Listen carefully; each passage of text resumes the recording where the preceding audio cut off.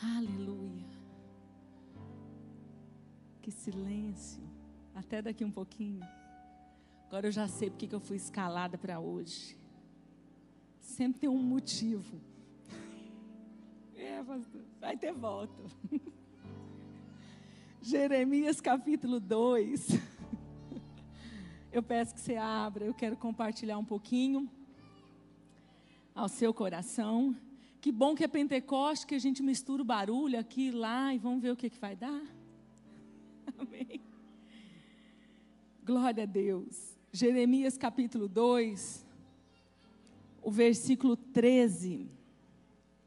Eu quero compartilhar um pouquinho com vocês dessa palavra que Jeremias traz. Não só no capítulo 2, mas ele segue com uma revelação do coração de Deus que queimava no coração do profeta. E ele transmite isso com a intensidade equivalente àquela que estava no coração de Deus.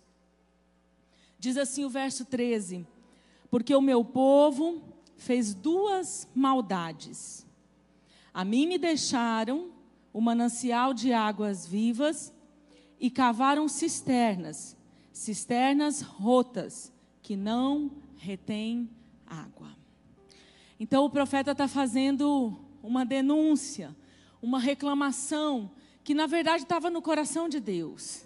Ele disse: eu tenho algo a dizer para o meu povo. Eles fizeram duas maldades. A mim me deixaram um manancial de águas vivas, e ao invés de estarem em mim, esse manancial que sacia, eles foram cavar poços. Cisternas são poços. E ele diz mais: cisternas rotas que não retêm água. Quero lançar luz nessa verdade tão importante para nós, igreja, que às vezes pensamos que esse texto está longe de nós e só para aqueles que estão fora. Mas na verdade Jeremias estava falando com os filhos. A gente vai ver isso mais à frente. Esse tempo, essa geração que nós vivemos, é uma geração que, por essência, já cultural, pelas transformações que vem vindo, essa geração é uma geração que aprendeu a buscar as coisas de uma maneira fácil. Nós temos uma dificuldade com aquilo que é difícil. Nós temos dificuldade com aquilo que precisa ser construído. Então nós temos dificuldade com processos. Nós temos dificuldade com etapas. Porque há uma tendência forte na nossa carnalidade, na nossa humanidade, mas principalmente nessa geração, há uma tendência humana forte a querer as coisas prontas, né? Então aquilo que está lá fora, uma geração do fast food, isso reflete aqui dentro. Aquilo que está externamente reflete na nossa vida espiritual. Por isso reflete na igreja. Então tudo que a gente vê de uma geração que quer passar e pegar correndo, agora na verdade ligar e pedir, né? Já nem mais tanto o fast food, mas o iFood. Eu passo, peço, alguém vem deixar pronto. Isso é algo muito, é um reflexo muito claro dentro da nossa vida espiritual, dentro da igreja. Jeremias não está falando para fora, como eu disse. Jeremias está falando para os filhos. E esse comportamento refletido na nossa vida, a gente vai olhar em nós uma inclinação, né? Se falando de vida espiritual, se falando de igreja, há uma inclinação muito forte em passar e pegar o saquinho da bênção, né? Em passar no culto e levar a cestinha da bênção, ou dar uma passadinha na vigília e pegar o saquinho da vitória, né? Ou então vir no culto da vitória e levar o balde do milagre. Essa é uma tendência muito forte que nós precisamos aprender a combater. E Jeremias, ele vai falar de uma coisa que nos afligia, por mais que aparentemente o texto nós interpretamos como ele é para alguém que não está no Senhor, para um ímpio que de repente não conhece Jesus, mas não, o texto é para nós. A mensagem profética era para os filhos naquela época e é para nós hoje. Nós precisamos aprender a cavar em Deus. e a deixar de cavar nessa carnalidade de querer uma cisterna, um poço, mas de aprender em buscar no Senhor, que é a fonte. Mas a fonte, ela às vezes está funda. Você vai ver um melhor manancial de água, às vezes na profundidade. Às vezes nós temos que cavar bastante para encontrar. E às vezes eles estão até debaixo de pedras. Aí você encontra uma água limpa.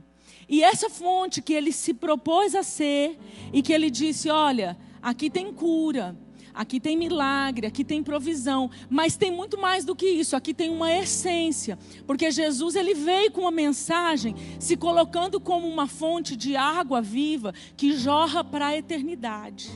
Então toda vez que você se dispõe a fazer essa aliança e vem para Ele, Ele vai construir em você e vai te ensinar a tocar lugares dessa fonte que jorra para a eternidade. Deus nunca vai fazer nada na sua vida pensando só no hoje.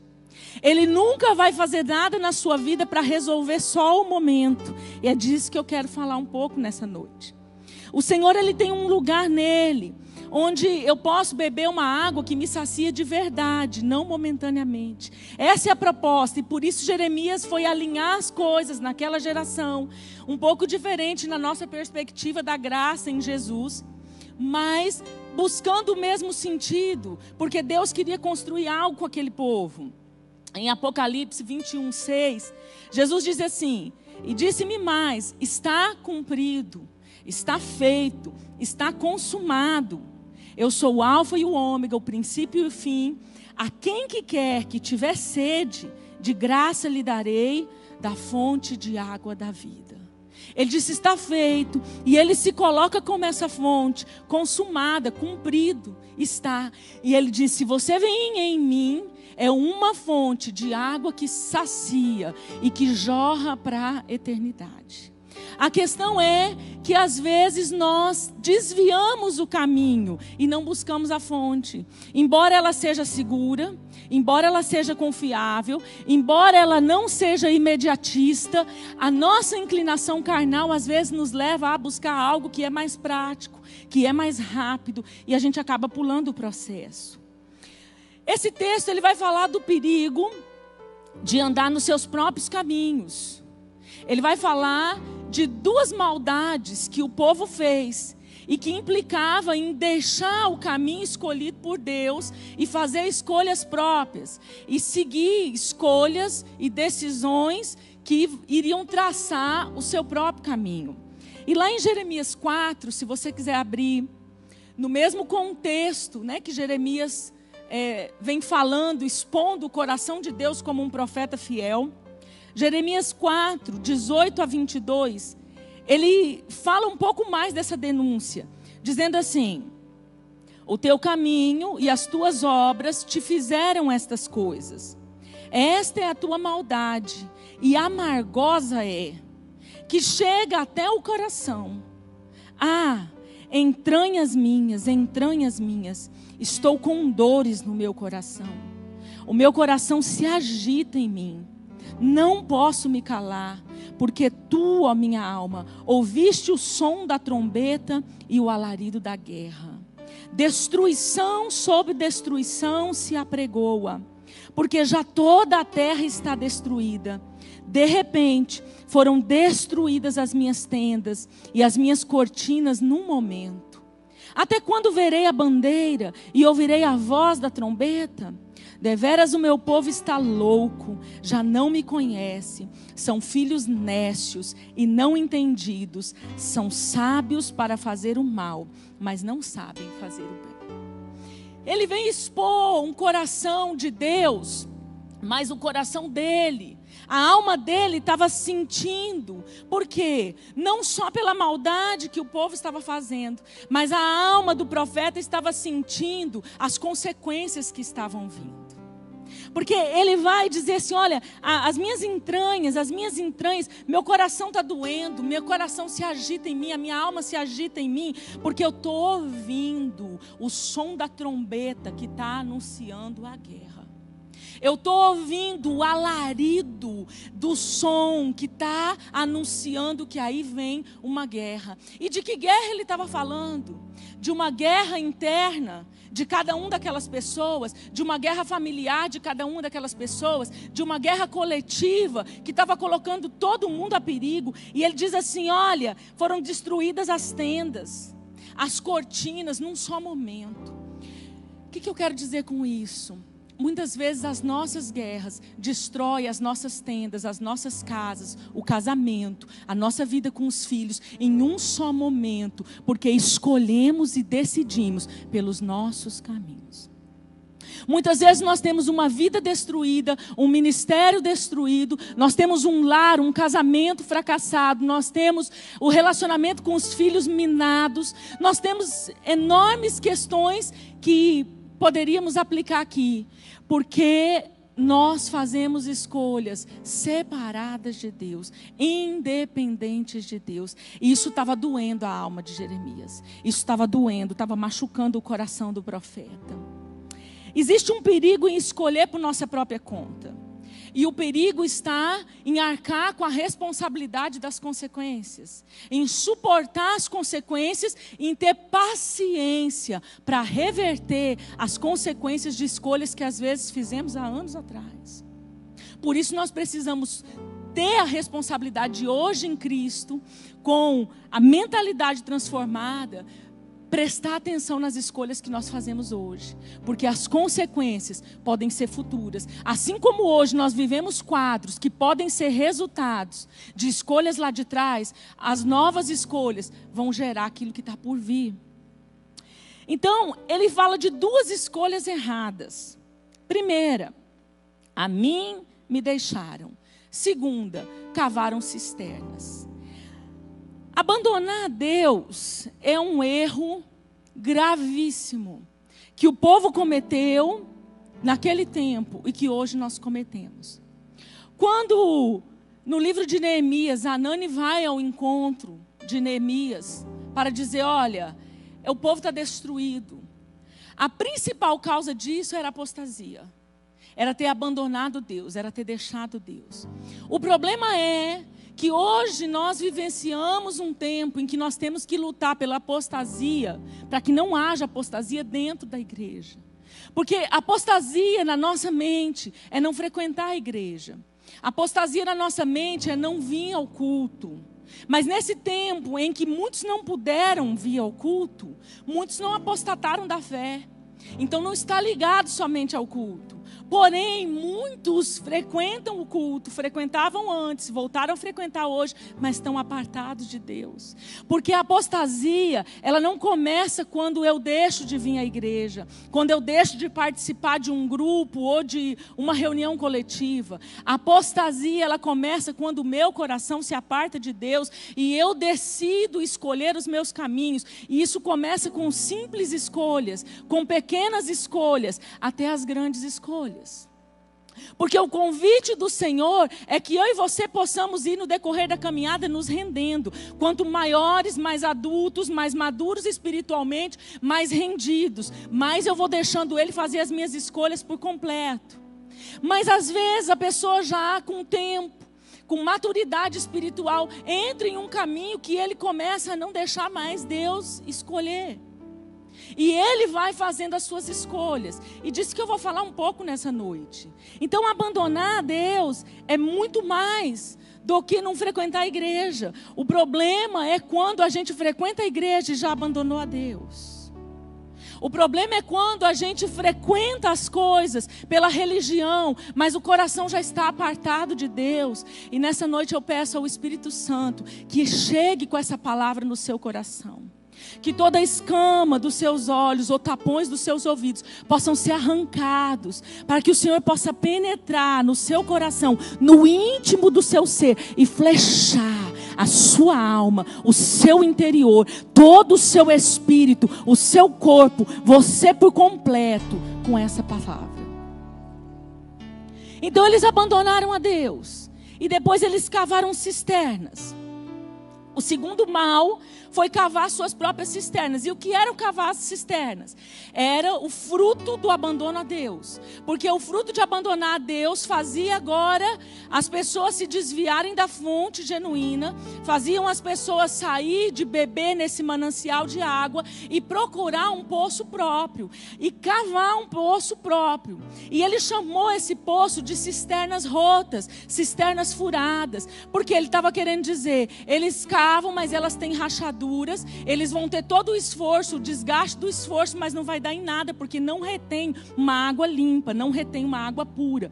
Então esse foi o segundo mal que Jeremias denunciou.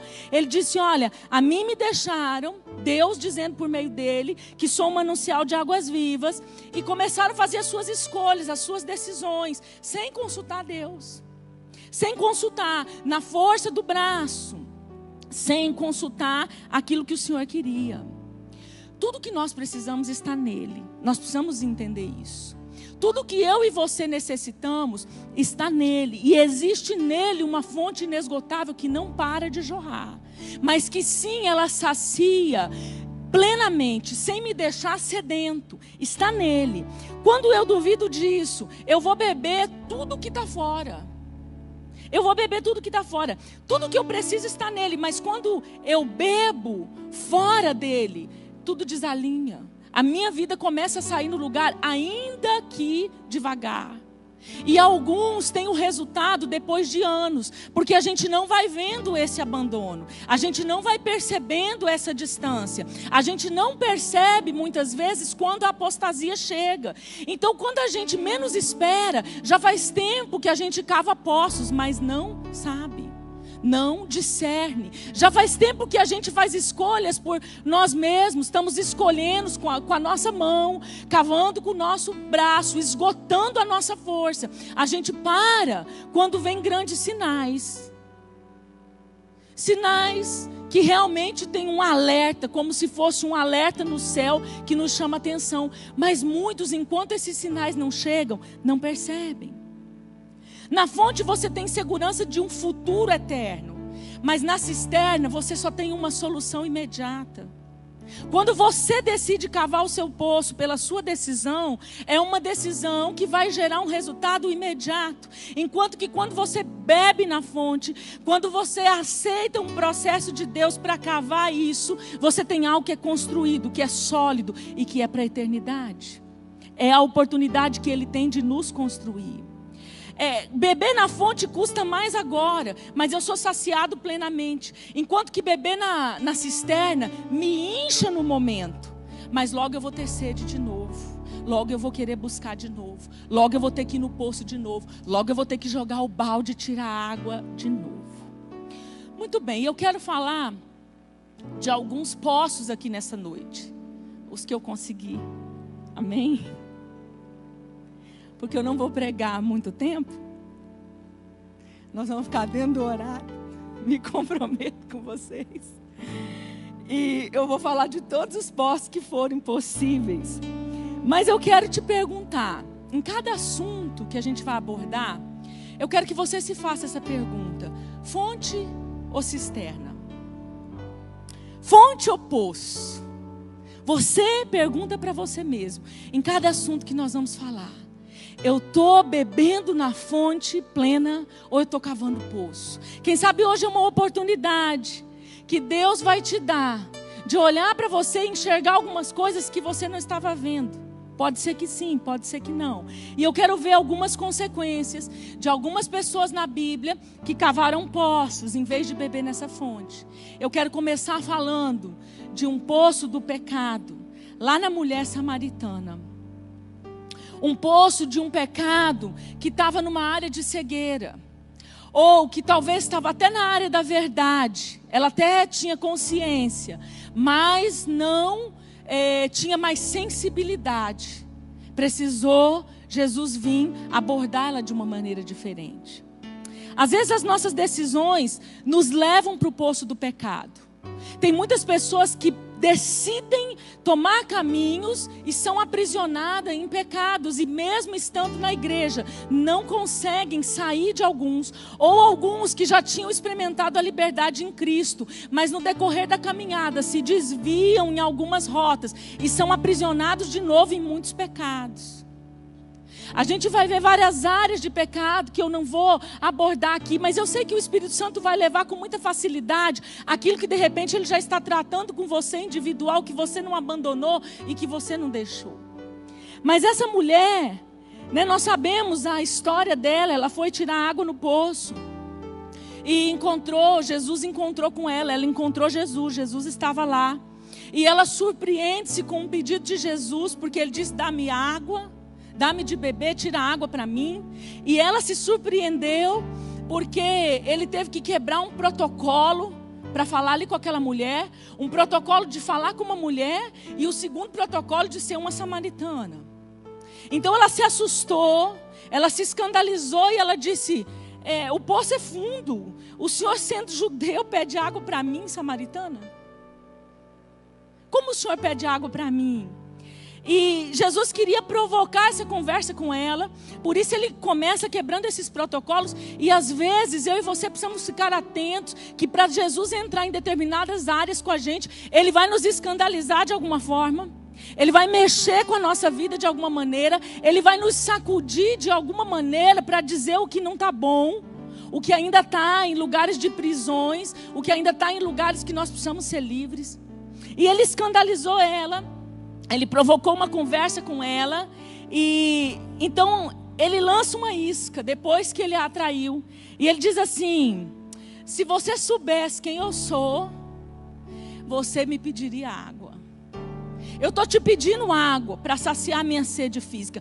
Mas se você soubesse o dom de Deus que há em mim, você é que ia me pedir água para beber.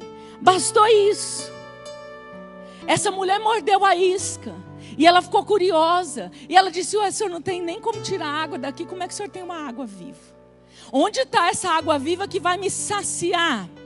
Se o senhor não tem nem como tirar. Porque Jesus é assim: quando Ele quer tratar um assunto com você, Ele vai mexer com você. E Ele joga uma isca. Se você morder... Como assim, pastora? Ela deu atenção, ela deu crédito às palavras dele. Muitos de nós não saímos dos poços de pecado porque não damos crédito ao que o Senhor está falando com a gente há muito tempo. Muitos de nós não abandonamos áreas aprisionadas em pecado, porque nós não paramos para ouvir aquilo que Ele está querendo movimentar dentro de nós, diante de nós. Mas essa mulher, ela de alguma forma, de dentro dela saiu uma sede, que mordeu a isca, que fez com que ela desse atenção a Jesus. E ela disse: me dá dessa água. Se é assim... Ela se interessou. Ela disse: é assim, me dá dessa água, para que eu não tenha sede de novo e não precise mais vir buscar. Acontece uma coisa, que aquela mulher, ela olhou para uma sede momentânea. Ela olhou para um problema físico. Ela olhou simplesmente para o fato do fardo de ter que vir todo dia com um cântaro buscar água naquele poço. Mas Jesus estava falando de outra coisa com ela. Jesus estava oferecendo a ela uma água viva que jorraria para a eternidade. Jesus não estava falando daquela sede que nós necessitamos de água no nosso corpo. Jesus estava falando de algo que ia mexer com a estrutura dela, que ia ser redentivo, que ia tirar ela de um lugar fora da aliança dos filhos, ia passar ela de um lugar de gentil para um lugar de filhos eleitos, de um lugar de orfandade para um lugar de alguém que tem um pai. Jesus estava falando para ela: não é só isso que eu quero fazer, porque o olhar daquela mulher era no interesse do dia a dia, no interesse momentâneo, de um problema momentâneo, de tirar aquela água do poço. Ela queria se ver livre daquele fardo. Então ela disse: me dá dessa água viva, para que eu não tenha que vir todo dia nesse enfado e canseira. E Jesus estava oferecendo para ela muito mais do que aquilo. Ele não se preocupava somente com aquele momento. Ele queria dar àquela mulher algo genuíno. E aí lá em João 4, 14 a 18, o texto que você deve saber de cor, diz assim: Mas aquele que beber da água que eu lhe der, nunca mais terá sede. Porque a água que eu lhe der, se fará nele fonte de água que salte para a vida eterna. Disse-lhe a mulher: Senhor, dá-me desta água, para que eu não mais tenha sede e não venha aqui tirá-la. E Jesus disse-lhe: vai, chama teu marido e vem cá. Oh, coisa linda. Tá bom, você quer da água? Ele conseguiu o que ele queria. O interesse dela. Primeiro ele vai chamar a sua atenção quando ele quer tratar uma área de pecado. E quando você morde a isca e diz: eu quero dessa água, eu quero o que tem dessa fonte. Quando você se interessa por aquilo que tem nele, aí ele vai lançar o machado na raiz, na estrutura. E ele falou: ah, você quer? Vem cá, traz teu marido, que eu vou dar essa água. Ah, pronto. Aí foi a raiz do problema. Ela disse: eu não tenho marido. Aparentemente ela pensou que ia se sair de boa, né? Eu não tenho marido. É só eu mesmo. Dá logo aqui a água viva que eu vou me embora.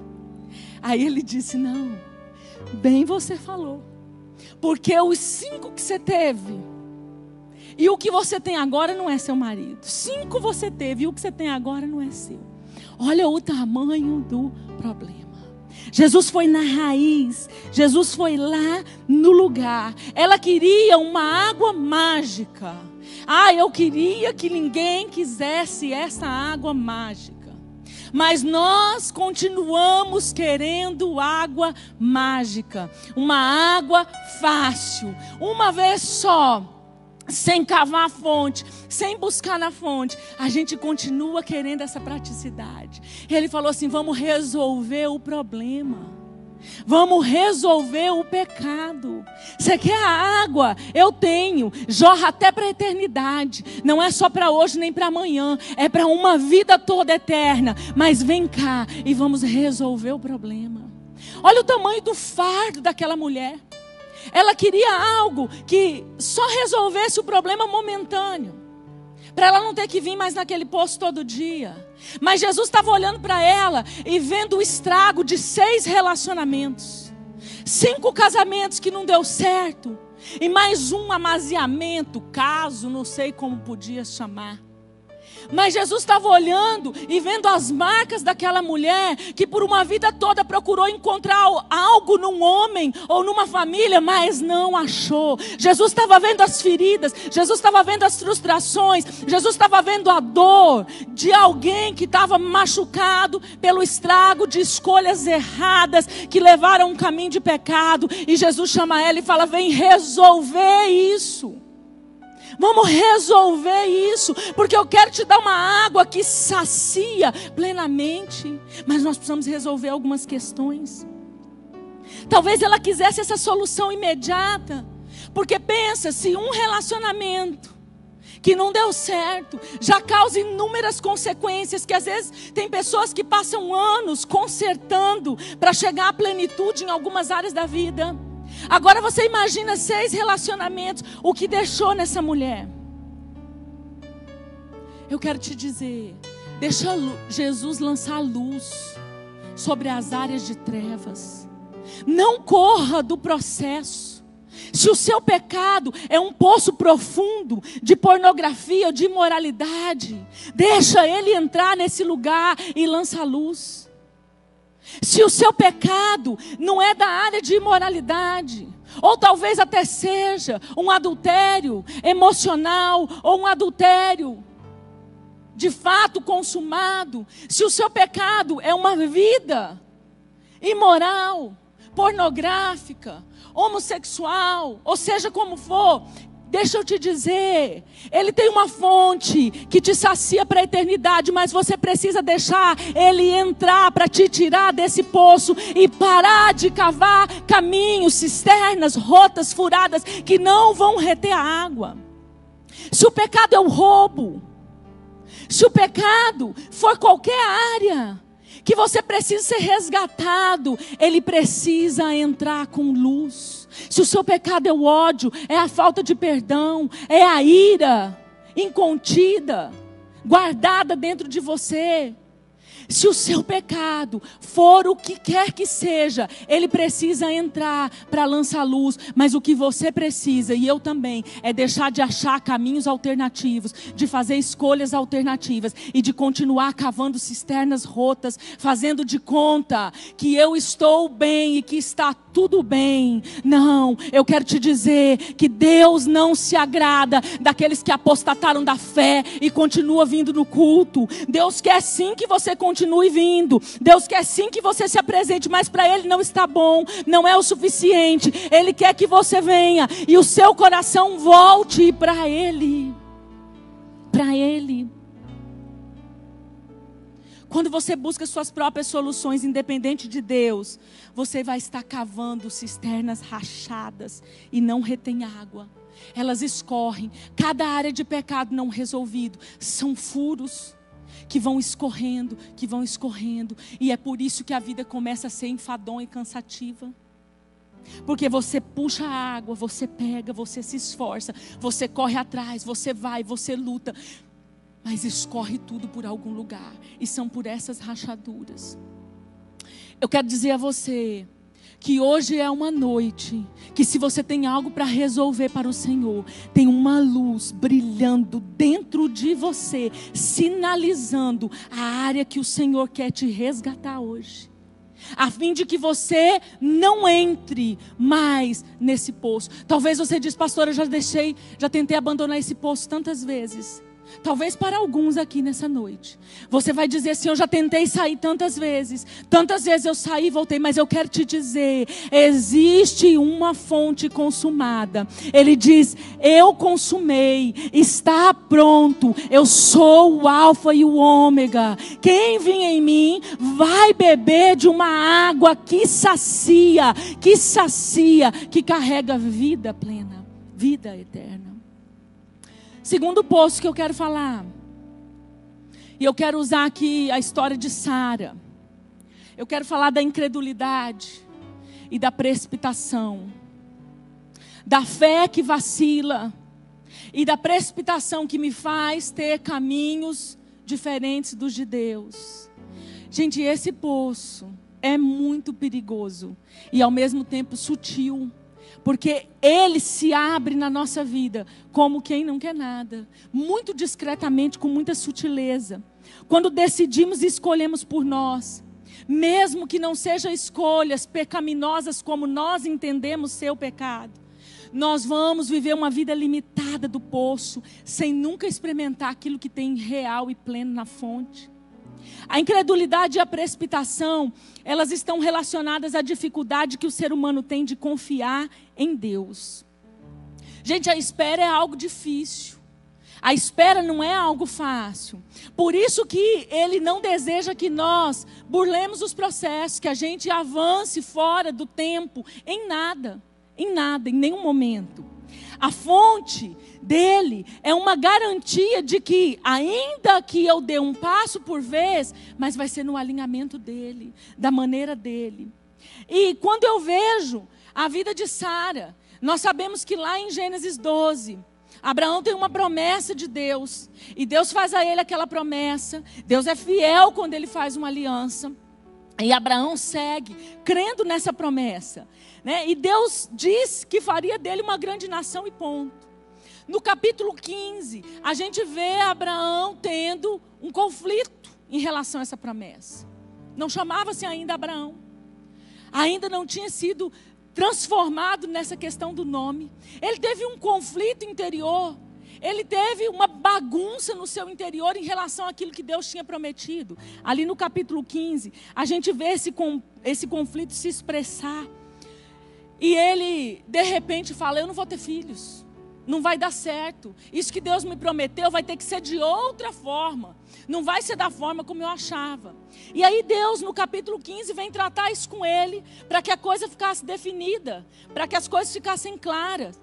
No versículo 1 do capítulo 15 diz assim: depois dessas coisas, veio a palavra do Senhor a Abrão em visão, dizendo: não temas, Abrão, eu sou o teu escudo, o teu grandíssimo galardão.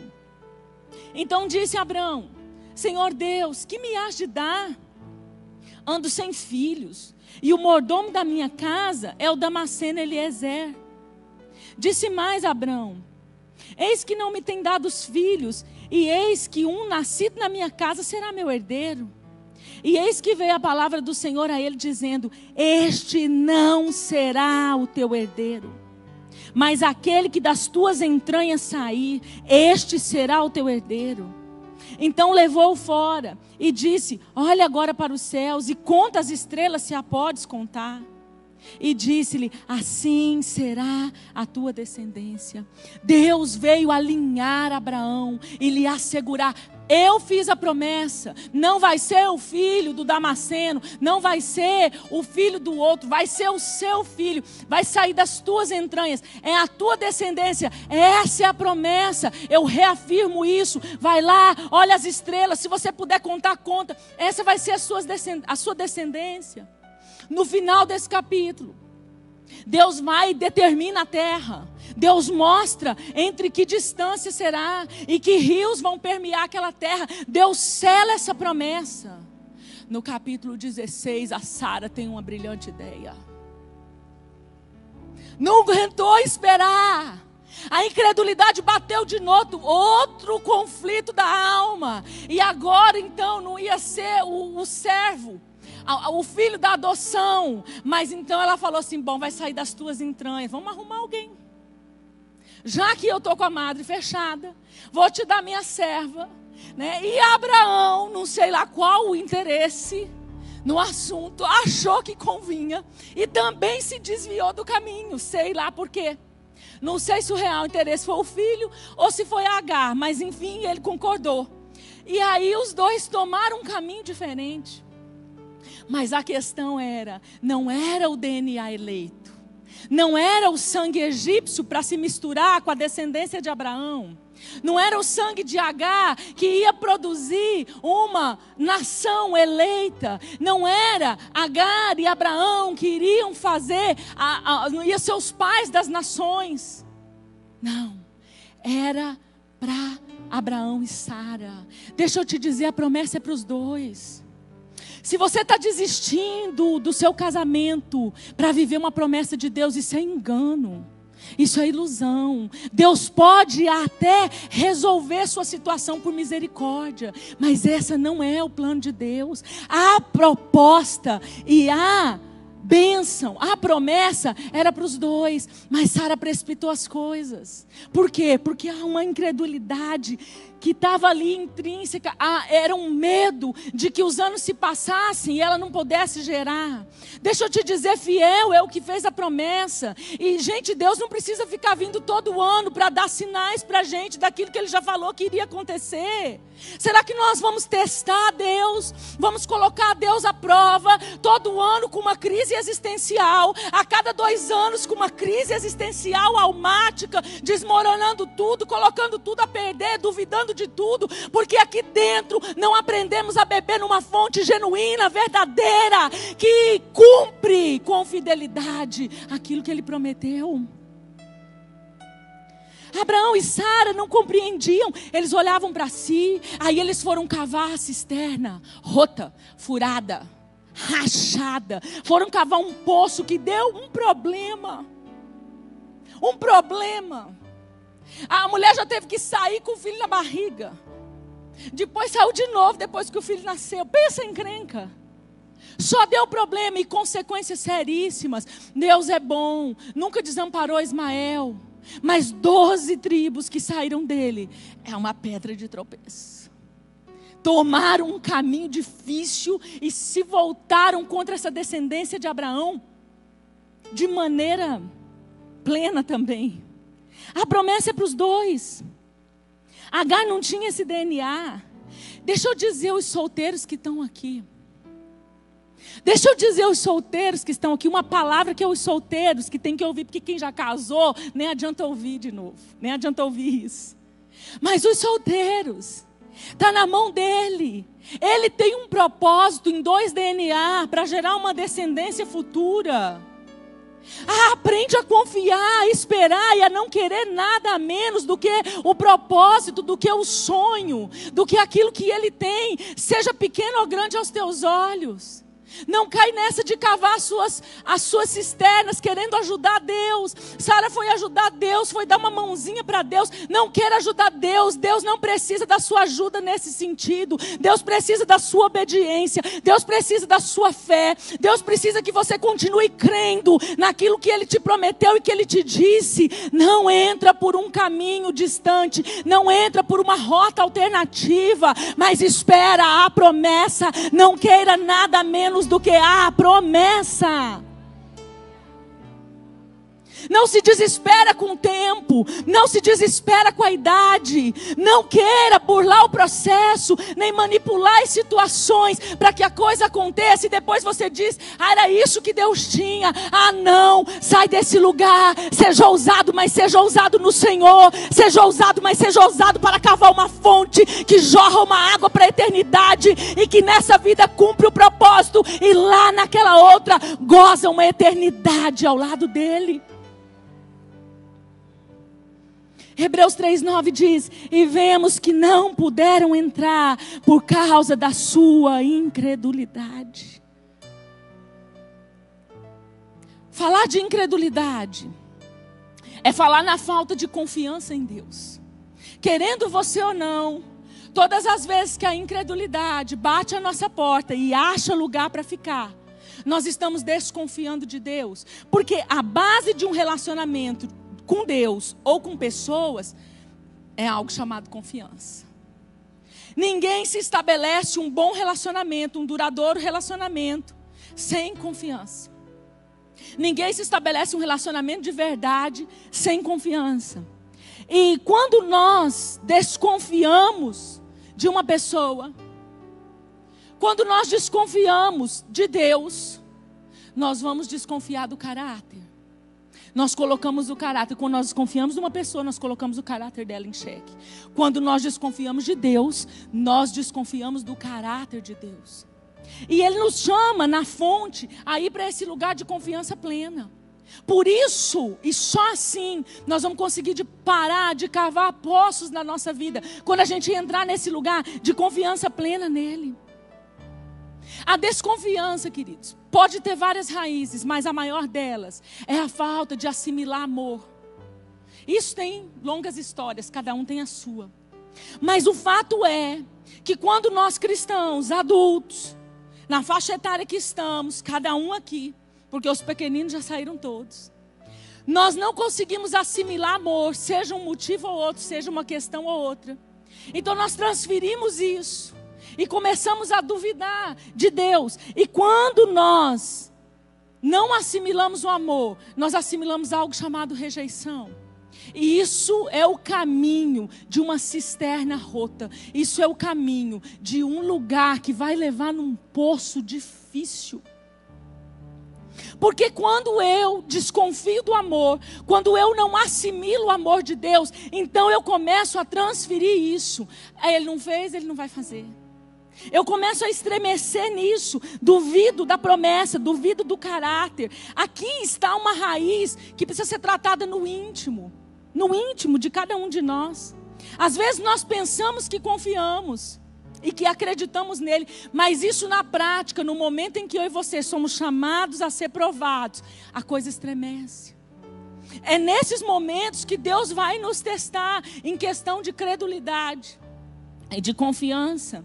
Então, esse aperto e angústia, que é um sentimento misturado com a orfandade, um sentimento misturado com que o amor de Deus vai falhar, com que Ele vai falhar, faz com que a gente pense assim, Ele não fez, eu vou fazer.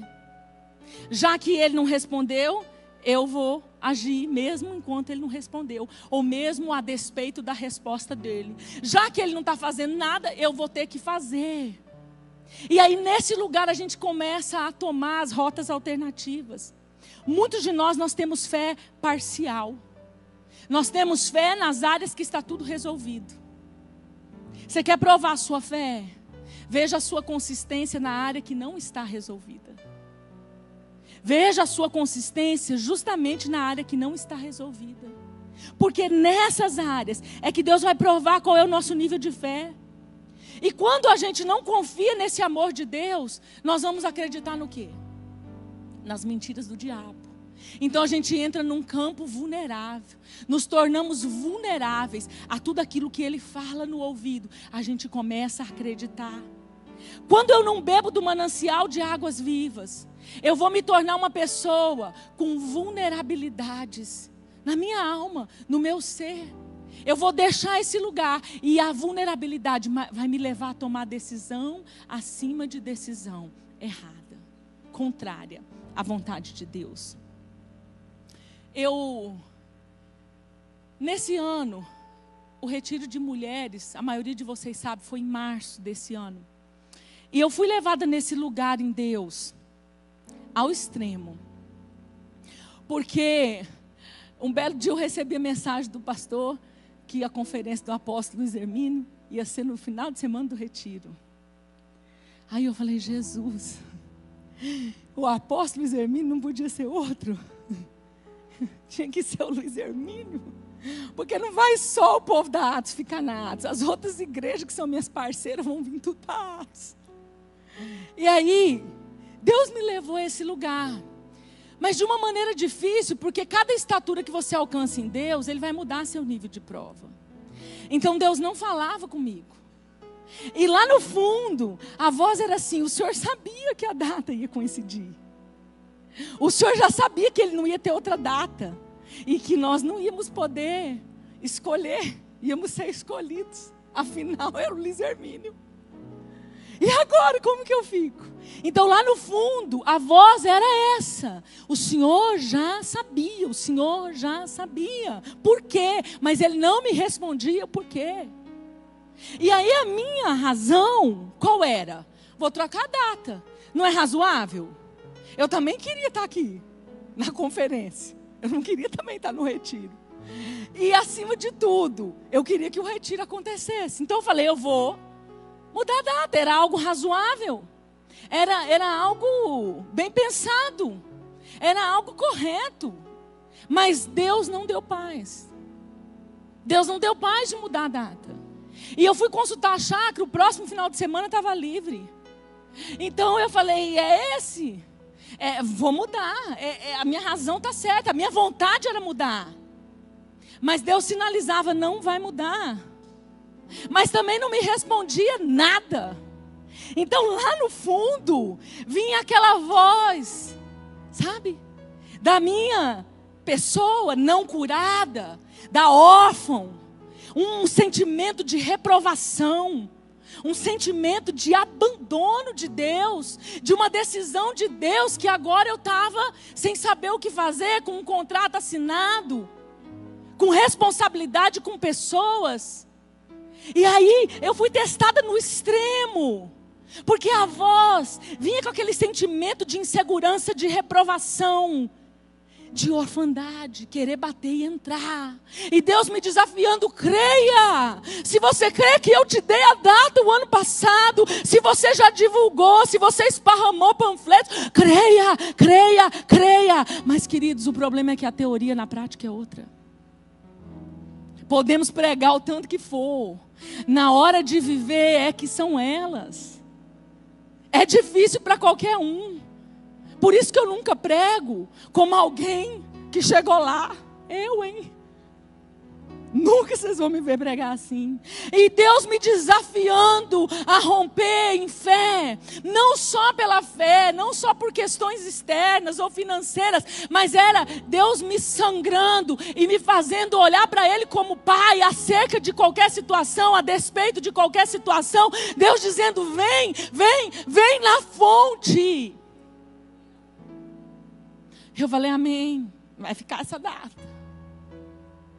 Engoli, né? Sabe aquele negócio engole seco? Assim, engoli seco. O caroço. Queridos, eu vou dizer para vocês o que nós vivemos ali naquela chácara em março. Eu não sei se eu vou viver de novo algum dia. Eu nem quero, falei para a intercessão, que vocês usem esse retiro de padrão. Para nenhum outro. Não quero. Porque Deus nos fez entrar num lugar de fonte genuína, verdadeira, de águas tão profundas, que Ele cuidou de cada detalhe. Eu nunca tive um retiro tão abençoado que eu bebi tanto, porque nos outros eu só trabalhei. Eu não viveria aquele momento se eu não tivesse entrado nesse lugar de confiança. Mas o melhor, que o retiro acabou no domingo. Na segunda-feira as notícias da pandemia se multiplicaram. Na quarta-feira estava tudo fechado. Ou seja, se fosse na próxima semana, não teria. Ele não me respondeu. A circunstância me respondeu. Mas ele só disse: aprende a lição de confiar. Confia. Eu não preciso te dar explicações em todo o tempo, porque você já está grandinho o suficiente para confiar, para aprender a confiar na situação contrária, adversa. Queridos, se você entender isso essa noite, você não vai precipitar suas decisões, nem a seta da incredulidade vai matar a promessa em você. Terceiro poço que eu quero falar. Um poço que a gente entra com muita facilidade. A manipulação, o engano e a mentira. Tudo junto e misturado, eu botei aqui. Ficar mais fácil. Eu quero usar a história de Rebeca e Jacó. Quando a gente escolhe esse caminho de manipulação e engano, nós vamos cavar cisternas que vão trazer consequências doloridas. Atravessar o processo de Deus por meio da manipulação, da mentira e do engano, vai trazer uma colheita ruim. Ruim a beça. Nós conhecemos a história de Rebeca e Jacó. Rebeca tinha uma preferência por Jacó. E essa preferência fez com que ela desejasse que a primogenitura, a bênção da primogenitura viesse sobre o filho caçula, ao invés do filho mais velho. E ela então entrou numa trama, com mentira, com engano, manipulando aquele pai na hora da bênção. E como nós conhecemos a história, sabemos que Esaú tinha vendido a primogenitura, né? Eu até sei, entendo, tenho uma consciência de que a bênção da primogenitura, ela atingiria Jacó. Não sei de que maneira aconteceria, se a mãe não tivesse se intrometido e começado a cavar o poço. Mas eu até entendo que Jacó iria ter algo espiritual, por reflexo da falta, né, de zelo de Esaú em relação à primogenitura. Mas não justifica a ação manipuladora dela. No capítulo 25, nós vemos Esaú desprezando a primogenitura, negociando por um guisado. E isso iria trazer consequências. Mas Deus iria agir com a sua mão, não do jeito que Rebeca e Jacó agiram. Deus iria fazer da maneira dele, sem que eles tivessem que entrar por essa rota. A diferença entre cavar um poço e beber a água da fonte é essa. É em você ter a solução que você deseja, mas esperando ela vir de Deus. E quando você resolve cavar e fazer com a sua mão, você precisa assumir as consequências. A diferença é grande na hora da prática, na hora de colher. Então a gente vê algumas coisas ali no meio dessa história, tanto de Jacó quanto de Rebeca. A gente vê algumas características na personalidade das pessoas que manipulam. Mas deixa eu te dizer, só quem pode te mostrar é o Espírito Santo. Porque se alguém falar nesse nível de verdade com você pessoalmente, dificilmente você vai aceitar. Ou pouco você vai reter. Então, a minha orientação para você é que você olhe para si mesmo. Eu vou falar 5 características que estavam aqui em Jacó e Rebeca e que estão nas pessoas que usam da manipulação, que usam essas decisões, que manipulam, que enganam, que mentem para fazer a sua vontade, para realizar a sua vontade, para sair do seu jeito. E você vai olhar nessas 5 características. De repente, se nenhum dos 2 outros postos falou com você, talvez esse fale. Talvez não é as 5 características que estejam em você, mas talvez uma esteja aí. Primeira coisa que tinha aqui nessa dupla: desonestidade e mentira.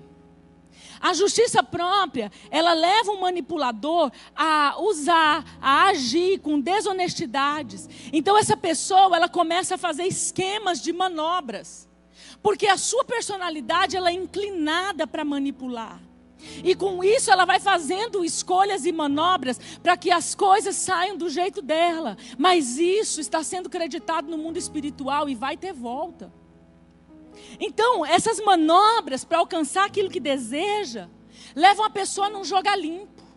Eles não jogaram limpo, né? Então, as pessoas que têm essa tendência a manipular, a mentir, a enganar, eles vão usar uma linguagem da fala, uma linguagem às vezes corporal, um teatro, uma encenação, para que as coisas saiam do jeito dele.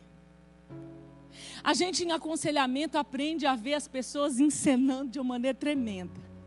Para ele se passar de vítima, então, assim você vê quase um teatro. Você vê o tom de fala mudar, você vê a linguagem corporal, você vê a maneira de sentar, você vê várias coisas quando uma pessoa quer fazer um teatro. E alguns conseguem, gente. Você que tem que ir crescendo para não cair. Você que tem que ir ficando apto para não cair, porque algumas coisas até colam. Principalmente se você não sabe o outro lado da história. E às vezes a gente tenta manipular até Deus, para que as coisas saiam do nosso jeito. Então a tendência humana, da personalidade, transformada pelo inferno, claro, é que nesses assuntos, ou em alguns assuntos, ou em algumas áreas das nossas vidas, a gente não jogue limpo, assim como eles não jogaram limpo. Então essa linguagem, ela vai mudar de acordo com aquilo que eu quero. São técnicas que a pessoa vai usar para regular o seu comportamento de acordo com o que precisa. Você já viu assim? A pessoa perto de alguns se comporta de um jeito, perto de outros, né? Se tiver alguém aqui ainda não tratado nisso, perto do pastor Dinho, todo mundo é santo. Veste tudo uma capa. Todo não, aqueles que não são tratados. E daí coloca uma linguagem diferente, uma moldura de comportamento diferente. Transmite algo que na verdade não é, para pensar, para fazer pensar que é. Às vezes perto de alguns no trabalho é de um jeito, perto de outros é de outro jeito. Às vezes perto da família é de uma forma, longe da família é de outra forma. É você que olha para você mesmo. Não é eu que te olho, é você que se olha. Mas é impressionante como nós vemos isso. Uma moldura que regula o comportamento, o temperamento, a fala, as palavras. Para quê? Para que tudo saia do meu jeito. Então aqui tinha isso, eles usaram artifícios, eles usaram até uma pele inventada, eles usaram o que foi preciso do teatro, da encenação, para obter um resultado que me agrada. E isso eu estou cavando o meu poço, eu estou tomando o meu caminho, eu estou fazendo a minha escolha. E por favor, queira ser livre. Mas se você ainda não é livre em algumas dessas áreas, não coloque a culpa na conta de Deus. Não mistura Deus, não diz que foi Deus, não diz que tem o dedo de Deus. Pelo menos esse nível de integridade eu e você precisamos ter. Bata no peito, traz a responsabilidade para si e diz: é comigo. Mas não mistura Deus no meio disso. Algumas pessoas assumem um papel diferente. Você vai ver pessoas que chegam a falar como criança, mudam a voz como criança, querendo um objetivo. Isso é altamente manipulador, gente. Quando alguém usa muita palavra no diminutivo, claro que dentro da igreja a gente traz isso para uma maneira religiosa, né? Você quer ver me arrepiar o pelo do braço, alguém chega e fala: o irmãozinho fulano. Porque atrás daquele irmãozinho tem um sarcasmo, tem uma ironia, tem uma tentativa de diminuir, de menosprezar. O irmãozinho fulano, que irmãozinho?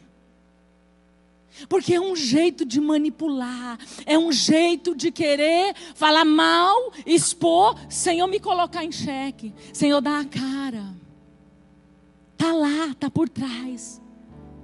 Algumas pessoas assumem uma forma de falar diferente, ou um choro diferente, mas atrás desse comportamento está escondido o quê? A mentira, a falsidade, o rancor, o ódio, ou a frustração, ou a dor, ou a vergonha, a carência, a desilusão. Não importa o que seja, não justifica eu fazer as coisas para saírem tudo do meu jeito, eu encenar, eu armar, eu montar cenários, teatros, para que as coisas saiam do meu jeito. No mundo espiritual, isso está desmascarado, está pego, está revelado. A fatura vai vir, a conta vai vir. Então, essas situações, no nosso meio cristão, vai tomando jargões. Situações que a gente aprende de maneira religiosa e vai se conformando a elas. Nesses dias de pandemia, muitos estão desesperados pela provisão atual, mas por uma previsão futura.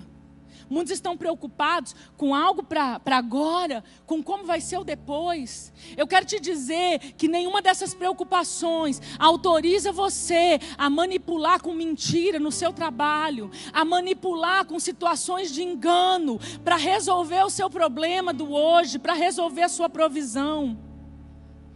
Nenhuma das suas preocupações dá a você o direito de ferir outros, de enganar outros, de passar a perna em outros, de mentir para outros, ou de manipular situações para você se dar bem, porque nós estamos em dias difíceis. Ah não, nesses dias é que você vai beber numa fonte, porque quando você bebe nessa fonte de Deus, Ele vai te ensinar a continuar reto no caminho dEle, e vai te mostrar que o seu futuro, a sua provisão, tudo aquilo que você precisa vem dEle, está nele.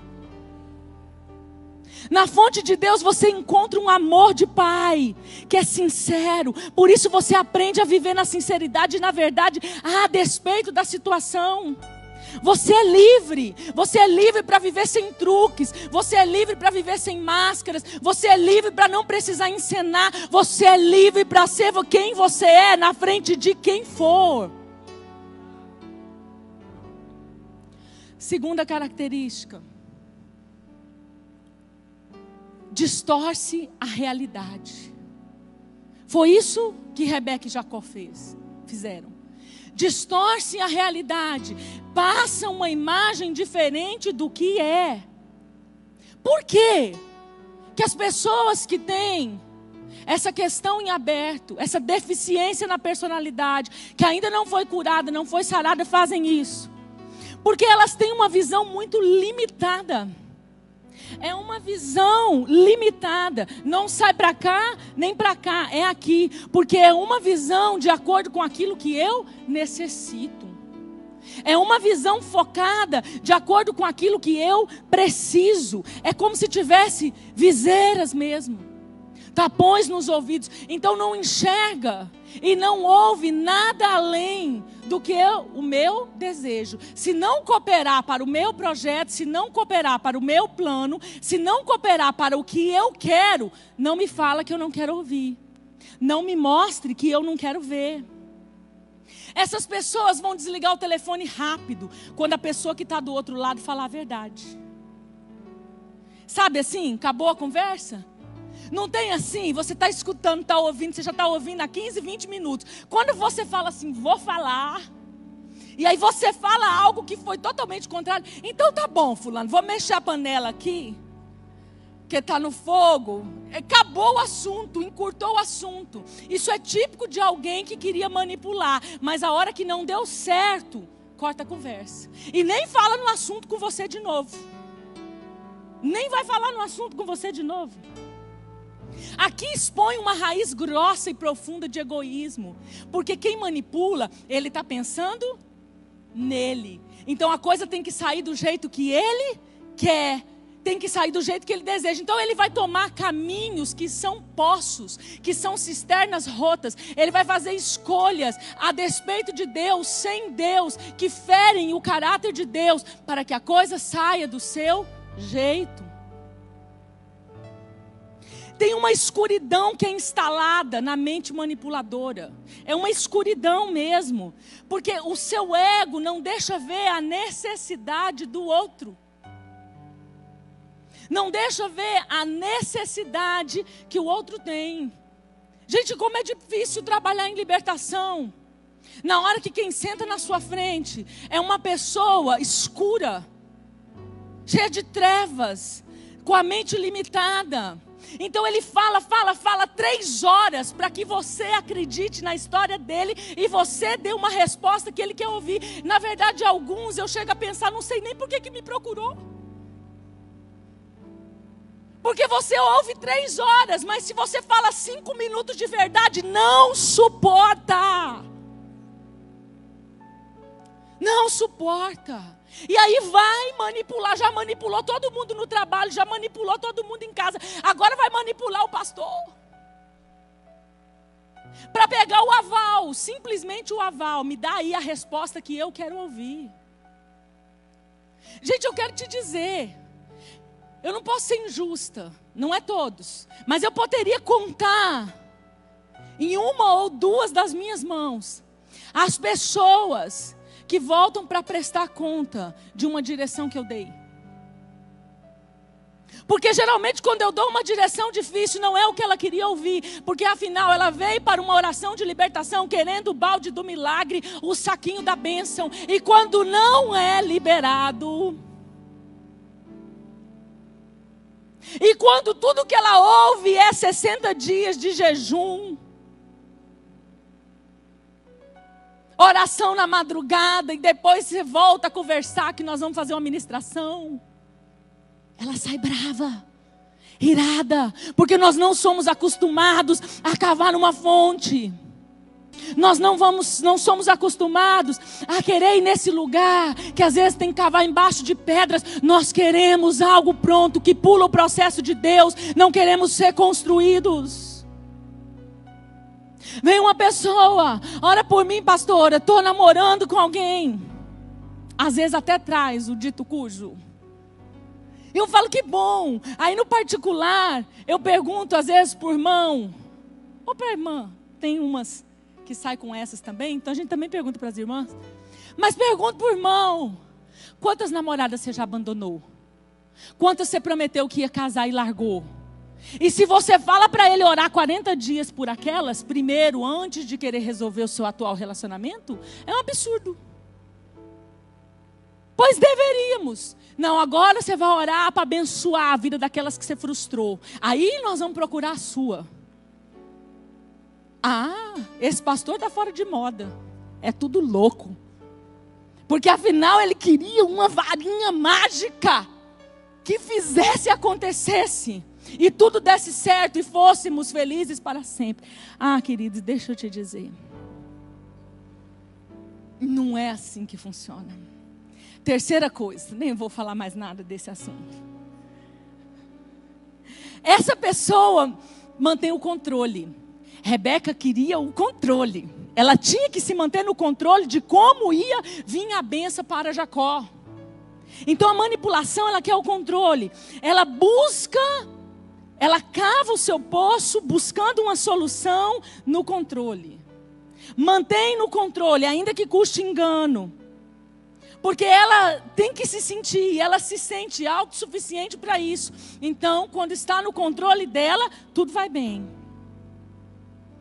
Essa pessoa vive numa tensão tão terrível, porque ela vive a vida como se fosse um jogo, e ela está sempre na defensiva.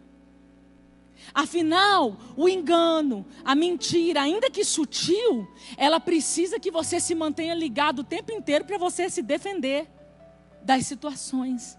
Então, é um caminho sem volta se não encontrar a fonte. Outra característica que marca essa personalidade, se ela pudesse, ela entrava na mente dos outros para saber o que estavam pensando dela. Então, o controle, ele exala de tantas formas, de tantas maneiras, que eu quero controlar até o que pensam de mim, até o que falam de mim. Eu quero tirar a liberdade até das pessoas acharem alguma coisa a meu respeito. Mas na fonte do Pai, você é livre. Você é livre. Você é livre para liberar as pessoas. Você é livre para não precisar ter o controle de nada. Você é livre para deixarem os outros irem. Você é livre para isso. Você quer ver uma pessoa controlada, que traz isso para a versão, uma pessoa controladora, que traz isso para a religião. Ele vive a vida na defensiva. Ele tem que jogar o tempo inteiro para defender o próprio ministério. Então ele é aquele tipo, uai, chegou novo e já está tocando? Eu nunca vi esse irmão. Faz quanto tempo que ele começou aqui? Ele tem ficha de membro? Ele já membrou? Uai, eu nem conhecia ele, nunca tinha visto ele. Já está ministrando louvor? Já está fazendo a abertura do culto? O que é isso? Faz quanto tempo que essa pessoa chegou aqui? Porque afinal ele precisa defender o tempo inteiro. Outro pastor? Já vai o Gioto? Vai pregar também? Mais um pregador? Meu Deus, a escala já era longa, agora que vai ficar mais tempo sem pregar? Aqui não é assim. Aqui às vezes falta pregador. Mas a gente corre esse risco. A pessoa controladora corre esse risco. Então eu não sei deixar as coisas acontecerem sem eu. Eu não sei deixar as coisas fluir sem eu. Ah, querida, essa lição foi difícil para mim. Foi difícil para mim. Hoje eu cheguei num ponto que quando eu não venho no culto de quarta e eu assisto pela internet e vejo a equipe cuidando de tudo.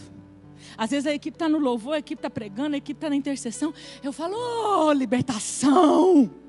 Estou podendo ficar em casa aqui, está tudo funcionando. Dia glorioso. Mas nem sempre foi assim, não.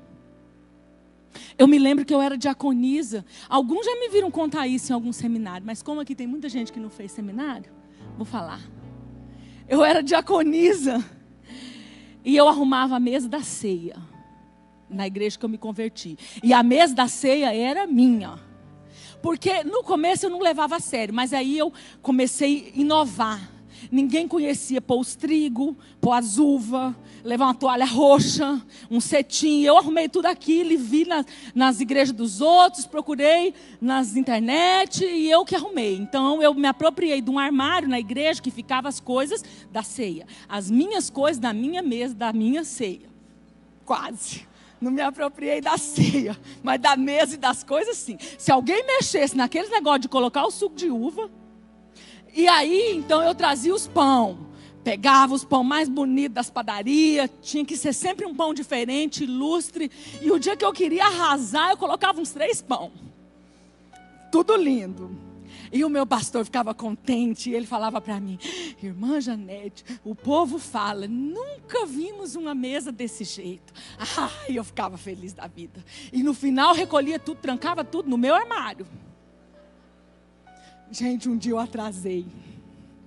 Mas não era para tanto. Atrasei só um pouco, ainda dava tempo. Cheguei, quase morri do coração, a mesa estava feita. Pronto, entrou um veneno igreja fora. Pensa na mulher braba. Entrei um veneno e já fui falando, quem pôs as coisas da mesa da ceia? Quem mexeu no meu armário? A irmã fulana. E a irmã fulana veio de lá me encontrando, sorrindo. Irmã Janete, olha só, vimos que só demorou um pouco para chegar. Pronto, ainda me acusou, pastor. Demorou para chegar. Eu queria estrangular, irmã. Sério mesmo. Me deu uma raiva. Ainda me acusou. A senhora chegou um pouco depois e ela toda feliz que ela tinha feito a grande cena. O favor de me arrumar a mesa. Gente, o que estava dentro veio para fora. A borra de café, minha filha, explodiu para fora da xícara. E eu não podia falar nada, eu ia dar bafão. Já tinha um monte de gente ali, os presbíteros, a autoridade da igreja, tudo. Remoí. Ela viu que eu não gostei. E por dentro, enxerida. Quem mandou abrir meu armário? Foi mexer na minha chave. Mas é petulante mesmo, pôs tudo errado. E eu ficava lá caçando um defeito. A toalha torta, o trem fora do lugar, achando um defeito lá. Porque eu queria que ela fosse reprovada. E durante o louvor, acabou meu culto. Durante o louvor, não conseguia adorar. E eu sou assim, ou eu sou intensa e espontânea também, se eu não estou bem, também todo mundo vê. E aí eu não conseguia adorar. E fiquei lá com a cabeça baixa, murcha, por dentro, com a raiva. Aí daqui a pouco o Espírito Santo vem, mesmo sem eu adorar, e vem mexendo, e vem me provocando. E fala, por que você está assim? Falei, o senhor não viu?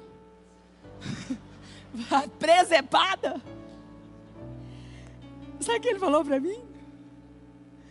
Como é que eu vou te levar para um outro lugar se você não prepara alguém para o céu?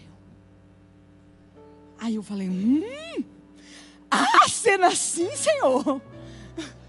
Aí me acalmei, né? Primeiro fui entender o que era um outro lugar. Falei, vou mudar de posição. Deus falou, o problema não é esse, o problema é seu egoísmo. O controle da mesa é seu.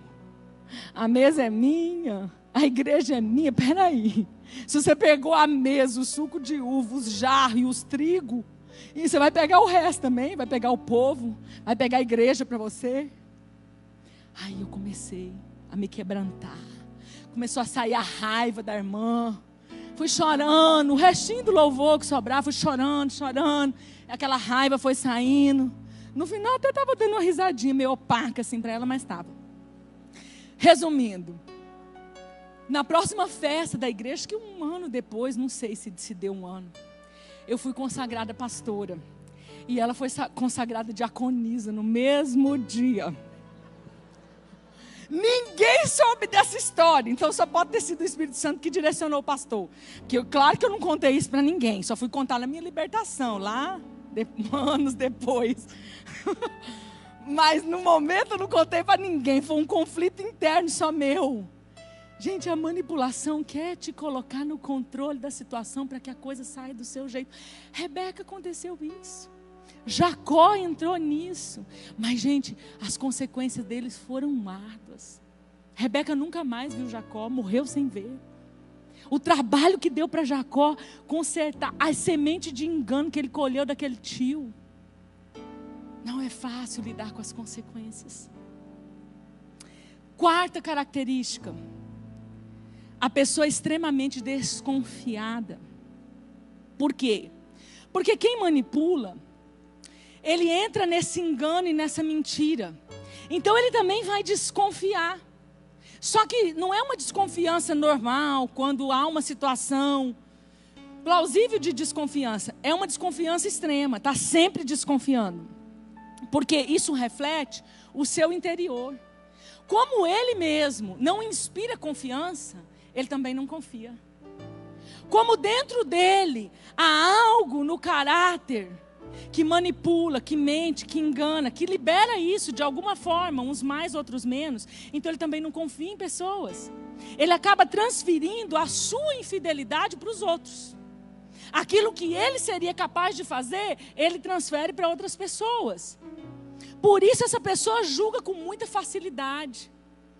Tira conclusões do seu próprio coração. As conclusões do juízo de um manipulador vêm de dentro dela.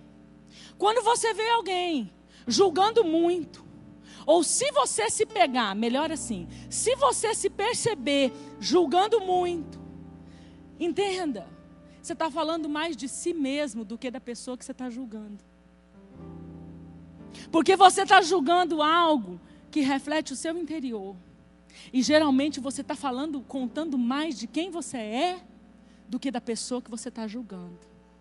Na fonte de Deus, nós bebemos a água da confiança, que tira você desse lugar. Nós aprendemos a confiar quando somos traídos. Aprendemos a exercitar o perdão quando nós somos traídos. Eu sei que confiança, ela requer tempo. Requer a gente restabelecer um relacionamento e voltar a confiar. Mas eu quero te dizer que quando você bebe dessa fonte de Deus, da confiança de Deus, ainda que alguns relacionamentos você não restabeleça, mas você não vai ficar castrado na sua habilidade de confiar de novo. Você vai tentar confiar de novo. Tem pessoas que desistiram de confiar, porque o tempo inteiro refletiram aquilo que estava dentro, perderam a esperança, perderam a fé, não se entregam mais em amizades, não se entregam numa sociedade, num trabalho, não se entregam com pessoas, não se entregam para viver um ministério, porque foram castrados. Eu quero te dizer que quando você entra nessa fonte, ainda que você tenha sido traído, ainda que você tenha sido mutilado por algumas situações, Deus te dá de novo a capacidade de confiar de novo, porque você bebe nele, a confiança dele, e você aprende a confiar nele, então você vai refletir nos outros essa confiança. Quinta característica desse poço da manipulação, a pessoa sempre quer receber. A necessidade de receber é comum a nós todos. A raça humana tem uma necessidade de receber. Mas quem não bebe dessa água de transformação somente, que está na fonte, ele vai sempre querer só receber. Então a pessoa com essa característica, ela vai ser difícil carregar, porque ela se torna sanguessuga. Ela quer, mas ela não aprende o efeito do dar. Muitos se casam e sofrem no casamento por anos, e mesmo depois de estar em Cristo, porque se casam para receber. Se casam para receber amor, se casam para receber cuidado, se casam para ser sustentado, se casam para ser felizes, se casam para qualquer coisa que seja em meu benefício. Mas esquecem que no Senhor a liberdade está no dar. A liberdade está na doação. É isso que me faz livre.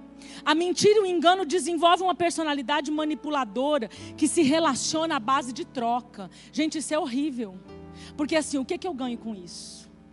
Então lá dentro tem algo entranhado nessa parte escura da alma. O que eu ganho com isso?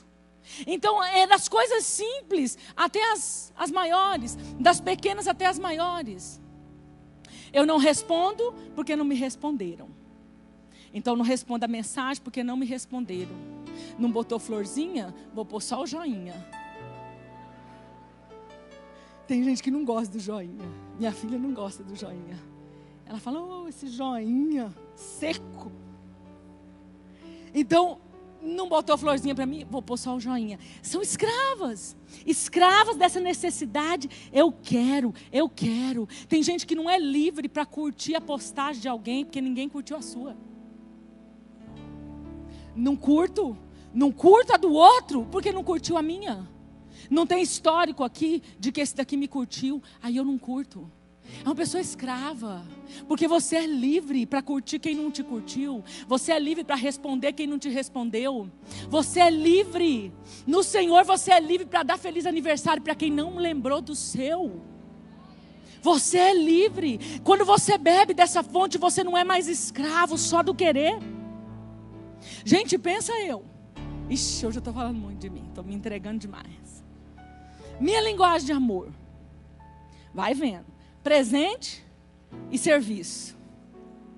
A linguagem de amor do meu marido. Palavra de afirmação. Tempo de qualidade e toque. Fica entre os dois a segunda. Nada com nada. Põe os dois na mesma casa. Aí sobrava. Bom dia, princesa. Você acordou linda hoje. Mas eu queria que ele lavasse a louça. Como você acordou linda hoje? Pode ficar vermelho, você está de costas para todo mundo. É que esses com essa cara feia assim, né? Mas não é assim não. Aí, meu amor, bom dia. Mas você está linda, hein? Mas você acordou linda hoje. Oh, que bom, você foi bom nisso, parabéns. Palavra de afirmação. Eu não precisava de palavra de afirmação. Já nasci afirmada. Eu queria que ele lavasse a varanda, que ele chegasse com as varandas enormes que a gente tinha, com a mangueira, e me ajudasse, e lavasse a louça. E ele queria sentar nas cadeiras, tomar tereré e fazer massagem no meu pé. Eu queria ganhar o presente. Não que ele não me desse presente ou não fizesse nada por mim, mas não do tanto que eu esperava. Porque minha linguagem de amor é presente e serviço. Olha que jeito difícil de me amar, gente. A dele não custava. Mas a minha custava. E aí, nesse negócio, ninguém sem entender, sem Jesus, sem Lúcia, que deu um rolo, que deu um problema. Mas quando Jesus me pegou, Jesus me levou nesse lugar da fonte, que me ensina que melhor é dar do que receber. Jesus me levou nesse lugar a aprender que não era um presente, que ia me mostrar o quanto eu tinha de significado para Ele. Por isso, quando eu ganhava, glória a Deus por isso. Quando eu não ganhava, glória a Deus por isso também. Teve um aniversário, não sei se em 2014 ou 15, faz pouco tempo. Eu já estava aqui em Campo Grande. Gente, que aniversário Xuxa aquele meu. Meu Deus, meus filhos estavam virados. Acho que fizeram um complô. Não rolou nada, não tinha nada. Nossa, passei um dia infeliz. Aí ficou com as amarguras. Eu falei, Senhor, mas fiz uma oração antes de dormir. O Senhor é meu Pai. E esse dia no Senhor é feliz e glorioso. Tarde já me liga o pastordinho. Janete, liguei para te dar os parabéns. Fez uma oração por mim, gente. Falei, Deus, ainda que fosse nos últimos minutos daquele aniversário, o Senhor me encheu naquela oração. Eu me lembro como se fosse hoje. Me encheu, me visitou lá no meu quarto, dizendo para mim, eu estou aqui, não é pelo que se move, não é pelo que parece, é pelo que eu derramo. Isso é a fonte.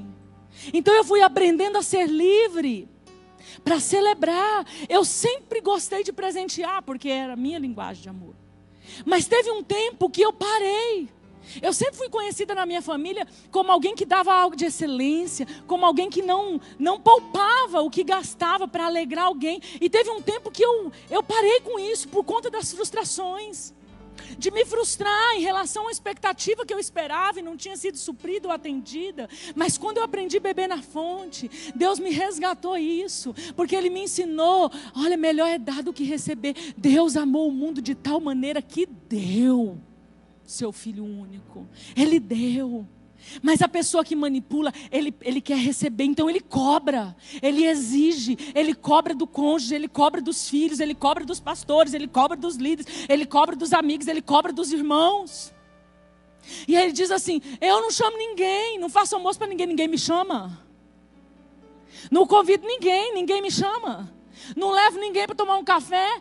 Ninguém me chama. Deixa eu te dizer, quando você beber nessa fonte, você vai chamar e vai convidar, ainda que ninguém te convide. Você vai ter prazer de fazer para alguém, ainda que ninguém faça para você, porque você vai descobrir um amor de Deus que trabalha o tempo inteiro por você, até quando você dorme. Isso cura, isso sara. João 7, 37 e 38, abre aí.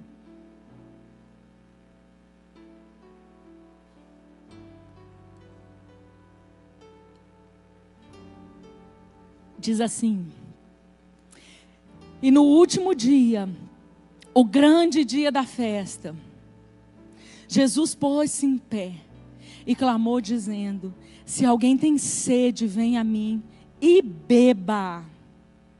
Quem crê em mim, como diz a Escritura, rios de água viva correrão do seu ventre. Se você entrar nesse lugar de fonte, esse rio vai fluir do seu ventre. Vai fluir, vai fluir, vai fluir, vai fluir. A incredulidade, a falta de fé, elas vão sumir, dando lugar à crença, à confiança que aquele que fez a promessa é fiel. A manipulação, o controle, as coisas que você deseja que saia do seu jeito, vão ser dizimadas por esse amor que vem dessa fonte. Quando você entrar nesse lugar, você vai se descobrir livre, livre, livre para obedecer os caminhos de Deus. Você vai se descobrir livre para não cavar mais suas cisternas rotas, seus poços rachados, furados. Você vai se descobrir livre numa fonte que sacia para a eternidade. Você vai se descobrir livre para fazer quando o outro não faz. Você vai se descobrir livre para dar até aquilo que você não tem. Você vai se descobrir descobrir livre para romper em fé no dia que a incredulidade bater, para rejeitar o sentimento de rejeição e seguir mais um passo, confiando nele, acreditando nele. Você não vai precisar das situações alternativas, das rotas alternativas para chegar no propósito, porque ele mesmo vai fluir você até você viver plenamente esse propósito. Quero orar com você.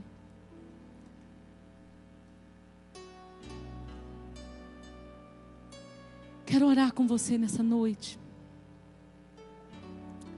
Eu quero que você pense um pouquinho sobre a pergunta: fonte ou cisterna? Você tem bebido na fonte? Ou você tem cavado as suas alternativas?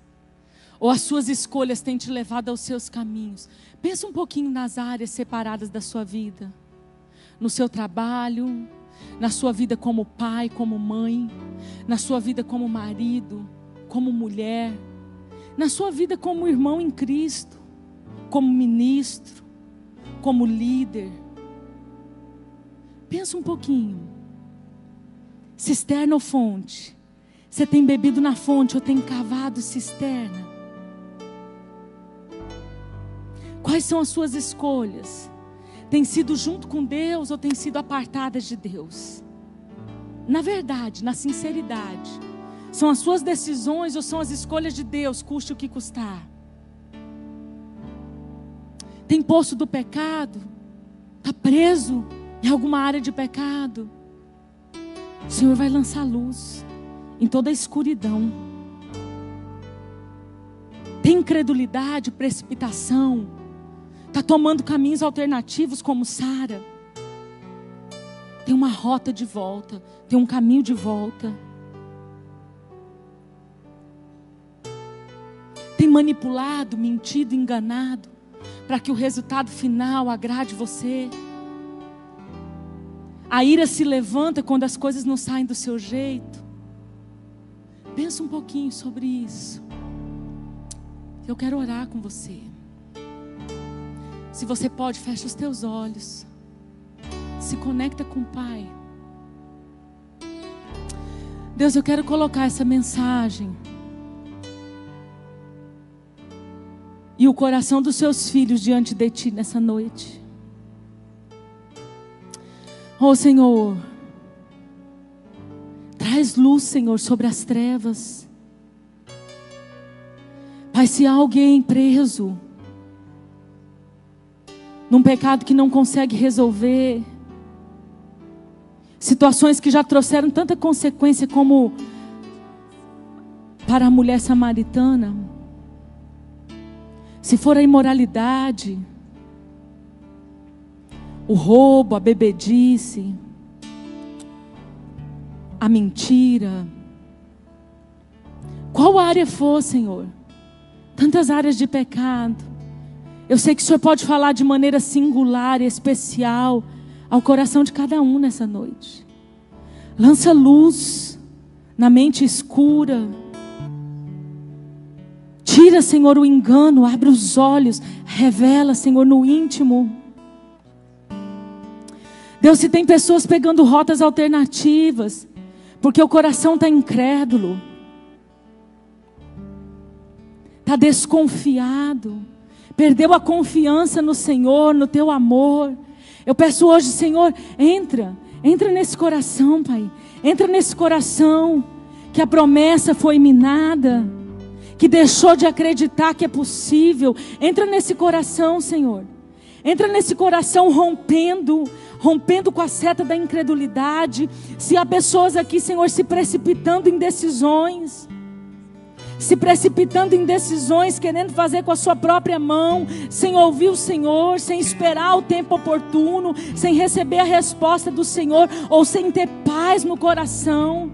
Se há rotas alternativas aqui, Senhor, se há poços aqui sendo cavados por causa da precipitação, gerados pela falta de confiança no Senhor. Eu oro para que hoje haja arrependimento, para que hoje haja um caminho de volta, para que o Senhor possa entrar nesse coração, Senhor, nessa alma, como uma luz, Senhor, que brilha até ser dia perfeito. Que o Teu Espírito sopre como um vento que traz a revelação, e que a Tua mão, Senhor, puxe essas pessoas para o caminho de volta.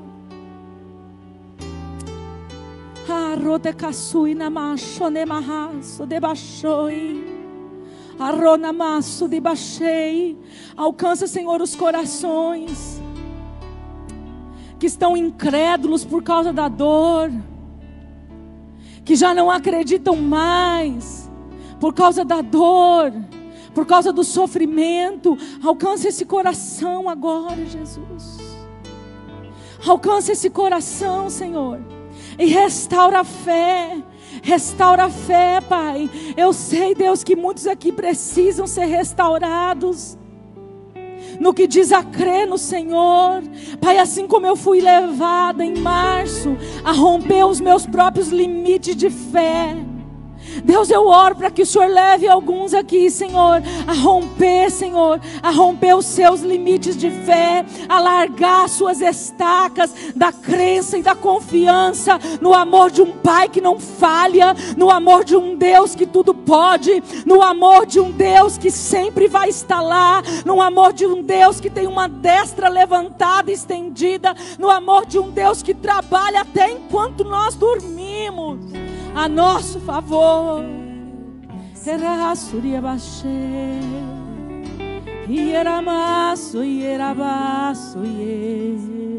Vem, Senhor. Ah, Senhor, vem nesse lugar, Jesus. Vem nesse lugar, Pai. As pessoas que estão nesse poço da manipulação, Senhor, e do engano, da mentira, eu sei o quanto isso é sutil, Pai. Eu sei o quanto Rebeca e Jacó deveriam estar achando certo o que fizeram. Ah, papai, em nome de Jesus, traz luz e puxa, Senhor, pessoas dessa rota da desonestidade, da mentira, de distorcer a própria realidade, de querer manter o controle, da desconfiança, de querer sempre receber. Ah, Senhor, tira-nos, Senhor, apara as arestas da nossa alma, entra na estrutura da nossa personalidade, nos pega por dentro nessa noite, Senhor, porque nós não queremos cavar os poços exaustivos, nós não queremos cavar cisternas rotas, não, nós queremos sim, nós dizemos sim à Tua fonte, nós queremos sim beber da água do manancial que jorra para a vida, nós queremos sim que do nosso ventre flua rios de água vivas. Ei, vem, Jesus, vem, Senhor, vem. Ah, Senhor, eu sei que o Senhor está pegando umas pessoas de jeito aqui. Eu sei que o Senhor está mexendo na estrutura de alguns, assim como o Senhor mexeu na estrutura daquela mulher samaritana. Ah, o Senhor está flechando alguns aqui. Arroz, serebaixou. Lu, Deus está renovando suas promessas hoje. Ele diz assim para você que nenhuma delas está esquecida. Ele diz para você que nenhuma delas está deixada de lado. Ele diz para você que todas elas estão vindo no seu tempo oportuno. Ele diz que nenhuma delas ficará sem se cumprir, porque Ele é fiel na sua vida.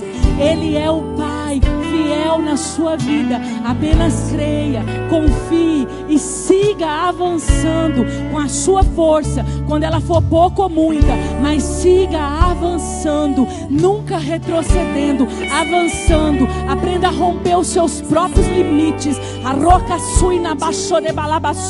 Seja desafiado e aceite os desafios de Deus a romper os seus próprios limites. Quando tudo parecer que não é, Ele vai te mostrar que é. Quando tudo parecer que não dá, Ele vai te mostrar que dá, porque Ele é o teu Pai.